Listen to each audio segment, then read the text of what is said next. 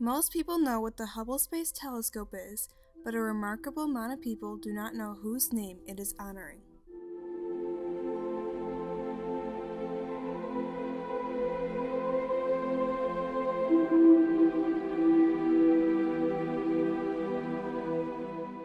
Edwin Hubble was a famous astronomer in the 20th century, and his legacy is still being carried out by this telescope in space. Exploring the cosmos, encountering breakthrough ideas about space, and exchanging them with other astronomers, Edwin Hubble led the astronomy community into a new age with his innovative thinking. Edwin Hubble used many new discoveries from the scientific community that helped him with finding his discoveries. In the early 1900s, Henrietta Leavitt, an astronomer who taught at Harvard University, made the discovery of Cepheid variables. Cepheid variables can tell astronomers how far away an object is in space and pulsates on a regular basis. Another development was redshift. Vesto Slipher was the astronomer who first discovered redshift in 1912, which Edwin Hubble used later for his discoveries. Redshift is a theory that if a galaxy is moving towards the Earth, the wavelengths are tightened and become more blue. If the galaxy is moving away from the Earth, the wavelengths get stretched out and appear to become more red.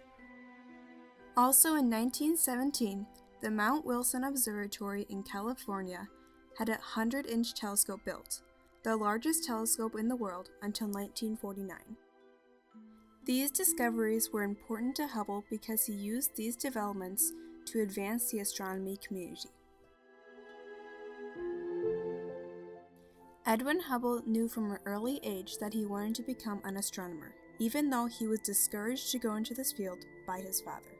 His first encounter with space was on his 8th birthday, in 1897. Instead of having a party, he looked through a telescope for the entire night with his grandfather. From then on, Edwin Hubble knew that he wanted to become an astronomer, and he tried to pursue this dream in college. When Edwin Hubble was earning his bachelor's degree at the University of Chicago, he won the Rhodes Scholar, a full scholarship to the University of Oxford in England. However, when exchanging his thoughts with his father about pursuing an astronomy career at Oxford, his father said that he could not go into a thing so outlandish as astronomy. Because of this, he decided to major in law, but still took astronomy courses so that he could still become an astronomer. After he got his master's in law at Oxford, Hubble taught in a local school in his hometown, but he was not satisfied with his job.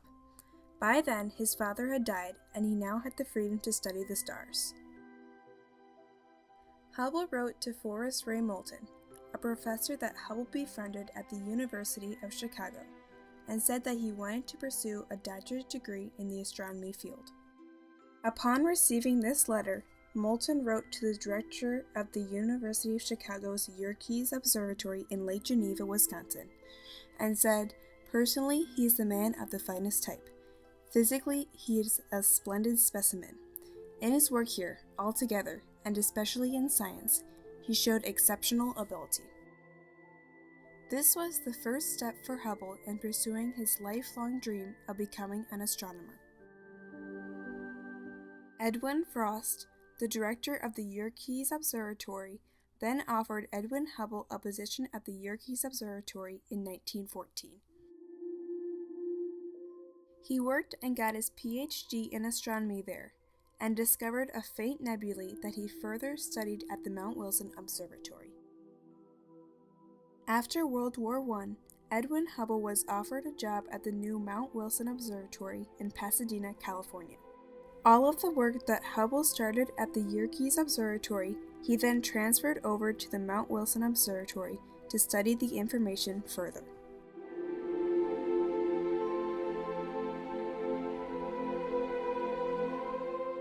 When Edwin Hubble went to the Mount Wilson Observatory, he wanted to answer one specific question.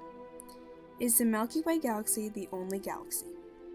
He tried to find the answer by using Cepheid variables.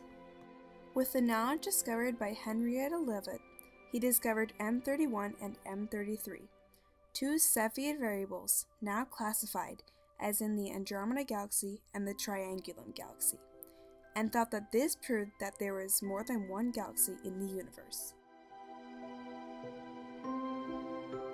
Excited, he went to the scientific community and said that he had proven the theory that the Milky Way galaxy is not the only galaxy in the universe. Despite Hubble's discoveries, he encountered criticism. Van Manen and Harlow Shapley, two astronomers who had also done work with these Cepheid variables, claimed that Edwin Hubble's work was faulty. This argument created lifelong enemies and competitors between Hubble and Shapley. Hubble tried again to find evidence that the Milky Way galaxy is not the only galaxy, and the results that were exchanged still have an impact today. At the Mount Wilson Observatory, Edwin Hubble explored for more Cepheid variables and encountered V1, a Cepheid variable in the Andromeda Galaxy, proving that the Milky Way galaxy is not the only galaxy. Edwin Hubble wrote a letter to Harlow Shapley, whom at the time was working at Harvard University, about his encounter. Shapley then said to the student in his room, "This is a letter that has ruined my universe." With V1, Hubble was able to exchange with the scientific community and get recognized for his work being true. The world of astronomy changed when Hubble made this discovery. After proving that there are more galaxies in the universe, Edwin Hubble decided to explore other stars and galaxies. There were numerous galaxies that he found, and he later discovered a better way to classify them. Before then, the way to classify galaxies was purely on an observance scale.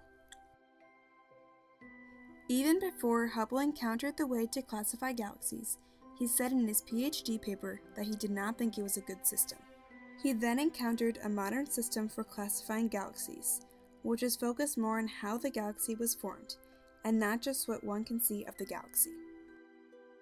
The complexity of getting research published was very challenging to any scientist wanting to make a discovery. When he exchanged this work with the scientific community, he was not given credit. Later, the scientific community accepted his work and started to use the Hubble classification system. When Edwin Hubble discovered the theory that there is more than one galaxy in the universe, he started to explore redshift and blueshift in stars, resulting in him creating a theory that the universe is expanding. Hubble encountered that most galaxies are moving away from the Earth. He encountered through redshift that the farther away a galaxy is, the faster it is moving away from the Earth. Hubble then created Hubble's constant, an equation to tell how fast the universe is expanding. He and another astronomer who he had been working with, named Milt Humason, both created research papers to exchange their ideas of an expanding universe. This became the foundations for the Big Bang Theory and made astronomers realize that there is still much to be learned about space. Today, Edwin Hubble is being honored with having one of the greatest telescopes of all time named after him. Because of the encounters that he made about space, the exchanges of views in the scientific universe, and the exploration made at Mount Wilson Observatory, Edwin Hubble is an important figure for astronomy. Edwin Hubble pushed our thinking deeper into the cosmos, and these discoveries have led to the Hubble Space Telescope that is still exploring the universe. While there is still a lot that astronomers do not know about space, Edwin Hubble's discoveries led astronomy into a new era that will push astronomers to discover more about the universe. Edwin Hubble was and will always be remembered as one of the greatest astronomers in the 20th century because of his ideas leading astronomy into a modern age of science.